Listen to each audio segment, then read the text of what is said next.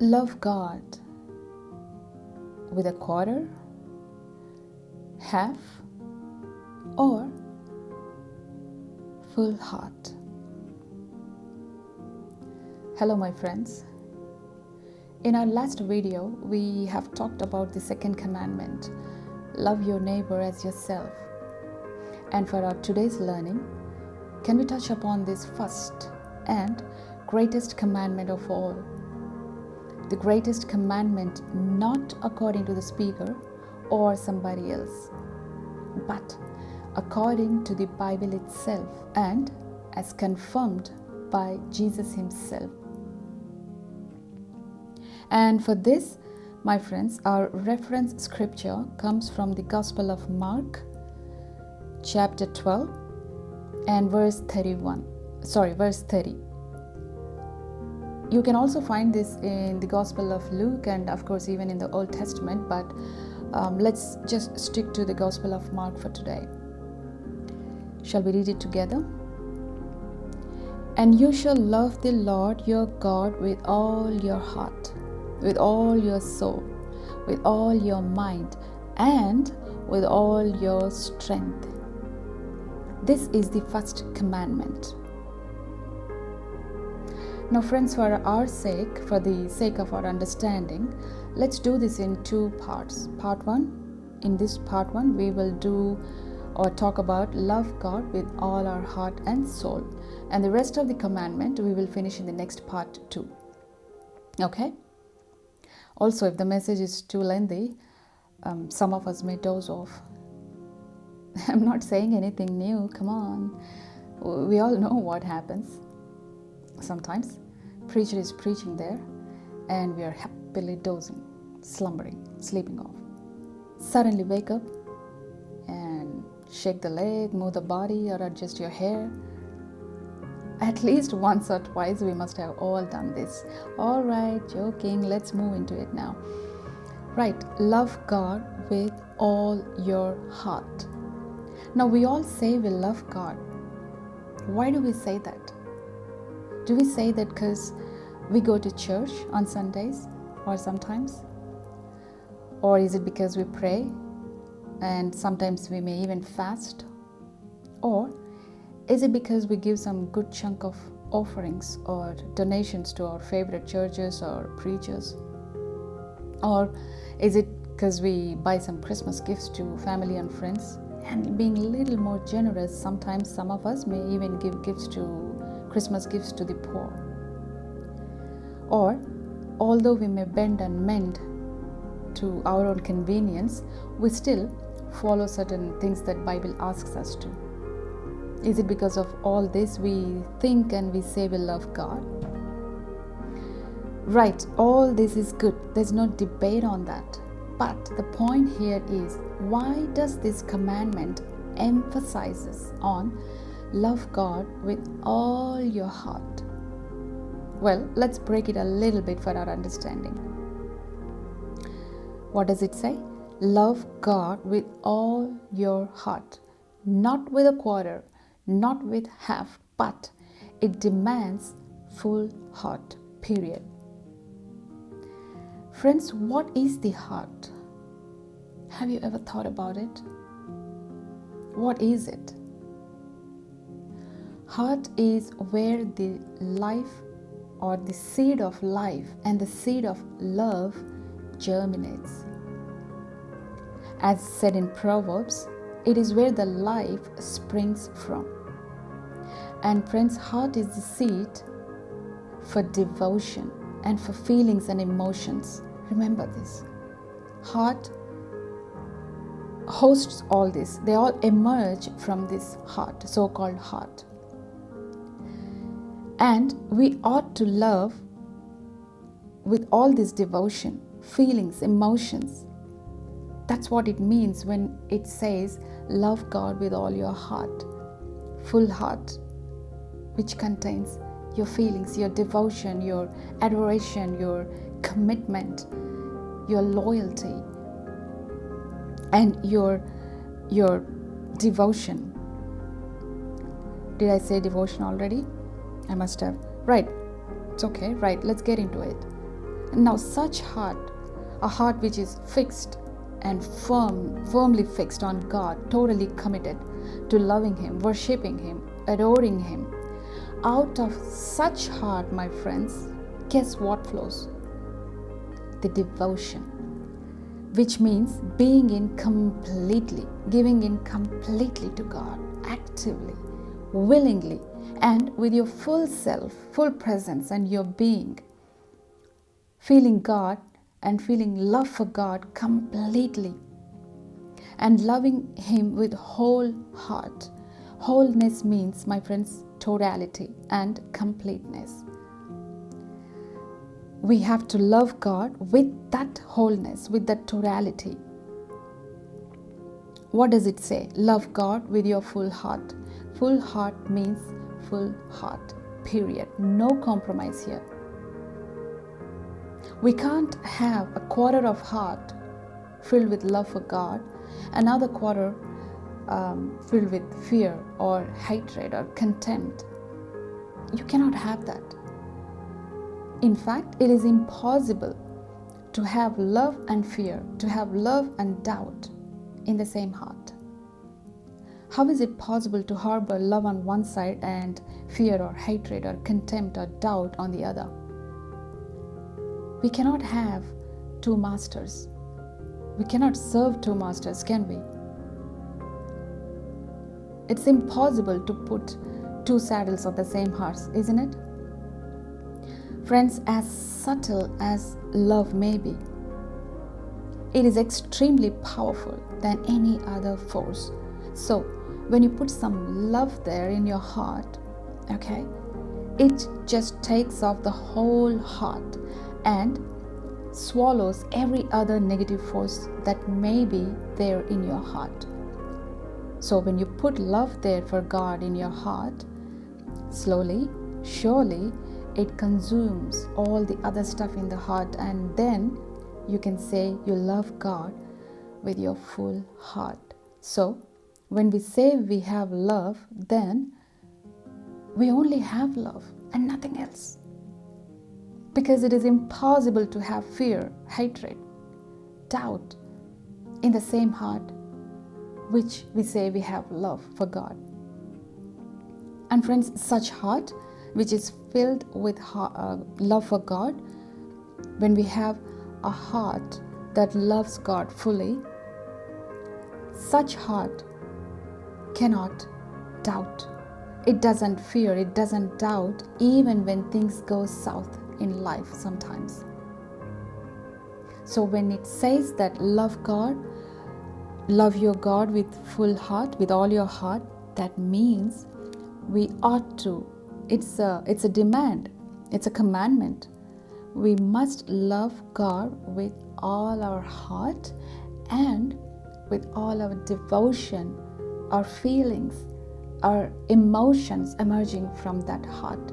Now that is called involving your full heart when you love your God.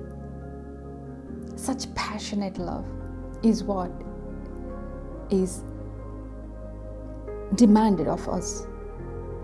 David, our King David in the Old Testament, with all his weaknesses and so-called big sins he committed, even then, with all this track record of his wrongdoings or sins or whatever, he was the man after God's own heart. God said, David is the man after my heart.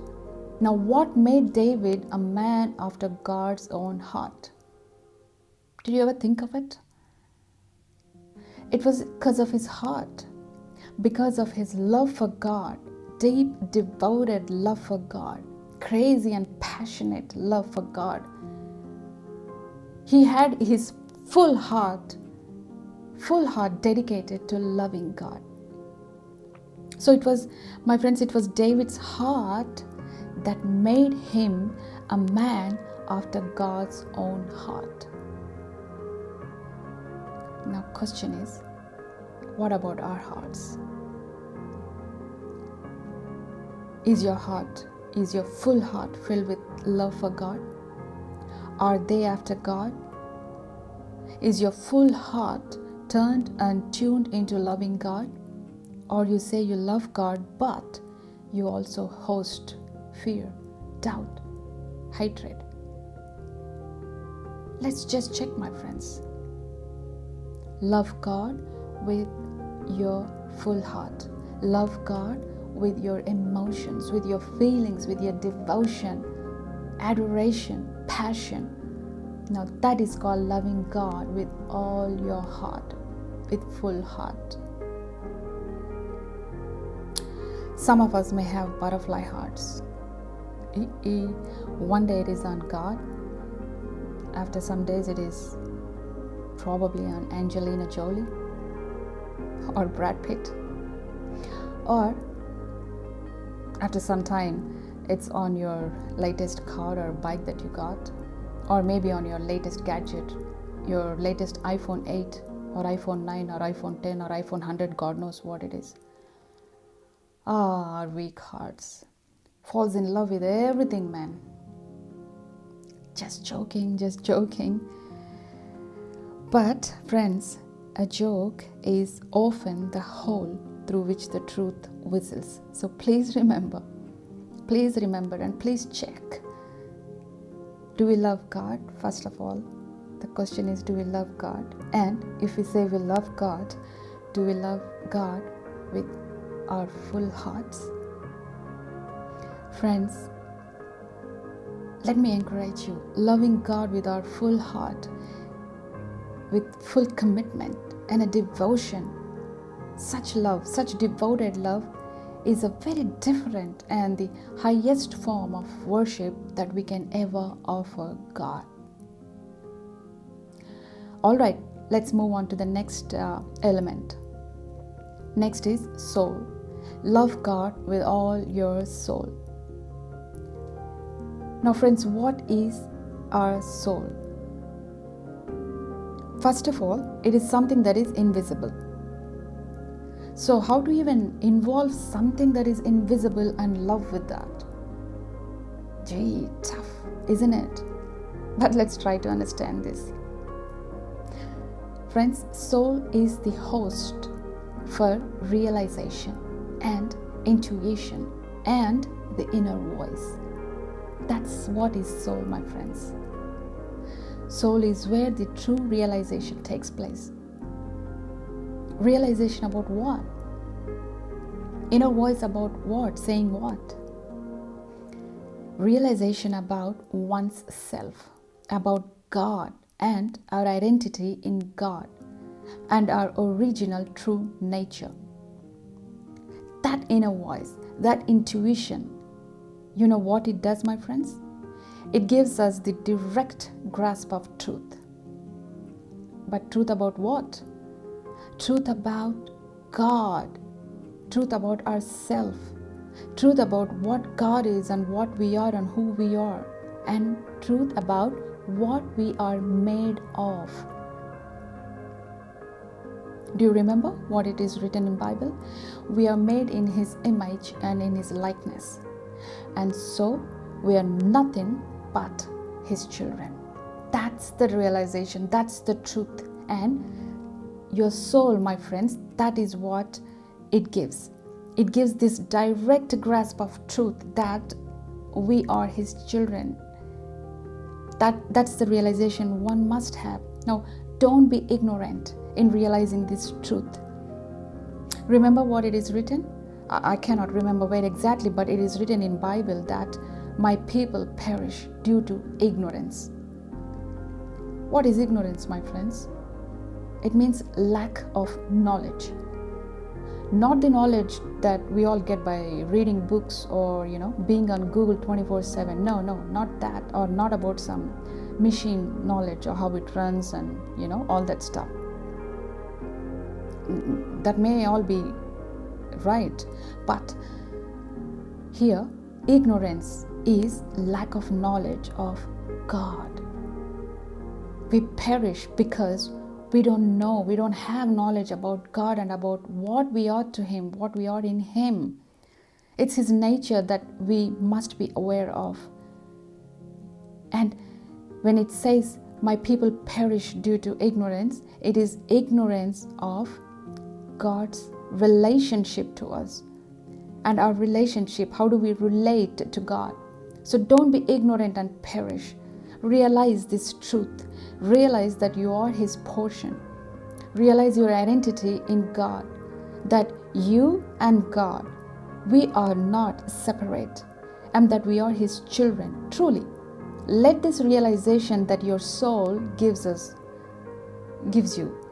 And my friends, soul alone can give you this realization, not your mind. No, not your mind. Your mind gives you some intellectual, reasoning or something. But your soul, that gives this realization. In fact, for any person, realization about identity, our identity, that all takes place in the soul. So, this realization of we are His children, of who God is, let this sink deep into us. Because once it is there, it will bring back the oneness that we lost. It was lost due to our ignorance. And with this realization, my friends, that He's truly our Father, and knowing that we are His children, when we start to loving Him with this realization and knowing,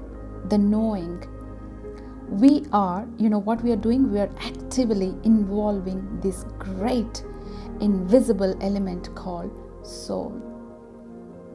Now that is what it means when it says, love God with all your soul. And this realization will even change your whole approach towards God. You will approach Him, you'll start approaching Him like a true child. Not like God is some alien sitting up there far above heavens. No, not like that. So friends, don't please get confused on how to love God with all our soul.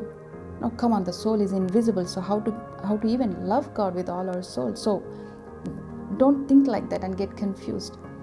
Please know that maybe the soul is invisible, but you can involve the elements of soul, which is realization, which is also your knowing.